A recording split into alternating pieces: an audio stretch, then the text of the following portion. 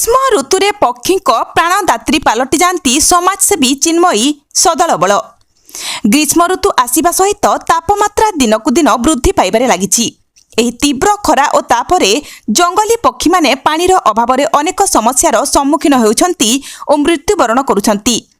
पक्षी मानकु सुरक्षा और सहायता प्रदान करिबा पई समाजसेवी चिन्मयी दास साजिछन्ति पक्षी त्राणकर्ती। दीर्घ वर्ष हेलाणी एही काम करि आसिबा सहित स्थानीय जनसाधारण को भी सामिल करिसंती। आज मानव सेवाश्रम परिसर रे एक सचेतनतामूलक कार्यक्रम आयोजित होइथिला। एही अवसर रे गछ और विभिन्न स्थान रे माटीर सरा घड़ी ठेकी और पात्र रखी पक्षी मानक पई पानी व्यवस्था करा जाइथिला।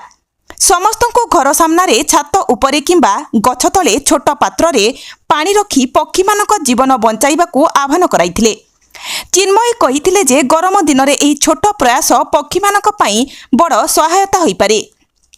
जदि प्रत्येक लोक निज घर पाखरे पानीर एक पात्र रखती तेबे अनेक पक्षी जीवन बंची पारिबो।